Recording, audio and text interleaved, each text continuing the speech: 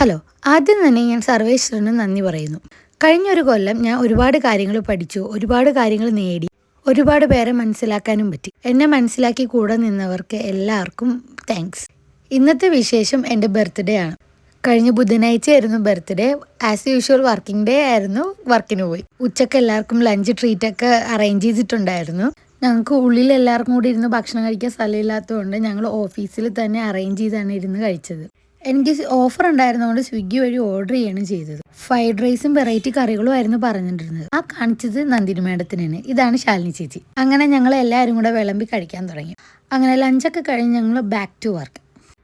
Evening ഇവർ cake cutting plan ചെയ്തിട്ടുണ്ടായിരുന്നു.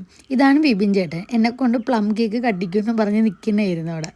ഇതിനു മുന്നേയൊക്കെ ബർത്ത്ഡേ സെലിബ്രേറ്റ് ചെയ്തിട്ടുണ്ടെങ്കിലും ഇങ്ങനെ ഒരു അറ്റ്മോസ്ഫിയറിൽ ഫസ്റ്റ് ടൈമായിട്ടായിരുന്നു. ആൻഡ് ഞാൻ ഇട്ടിരിക്കുന്ന ഡ്രസ്സ് അമ്മയും പപ്പയും കൂടെ എനിക്ക് എടുത്തു തന്നതാണ്. കുർത്തിയാണ് എടുത്തു തന്നത് ഓഫീസിൽ പോകാനുള്ളത് കൊണ്ട്.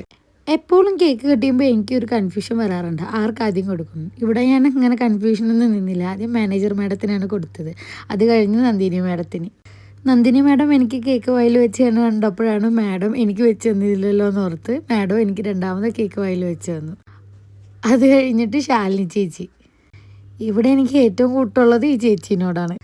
ആൻഡ് ഈ കേക്ക് എനിക്ക് വളരെ സ്പെഷ്യലാണ്. ഇത് തന്ന ആളെ എനിക്ക് സ്പെഷ്യലായതുകൊണ്ട് മാത്രമല്ല, എങ്ങനെയെങ്കിലും വർക്ക് കഴിഞ്ഞ് കിടന്നാൽ മതിയെന്നും പറഞ്ഞു വന്ന ആളാണ് എനിക്ക് വേണ്ടി ഇത്രയും വലിയ സർപ്രൈസ് അറേഞ്ച് ചെയ്തത്.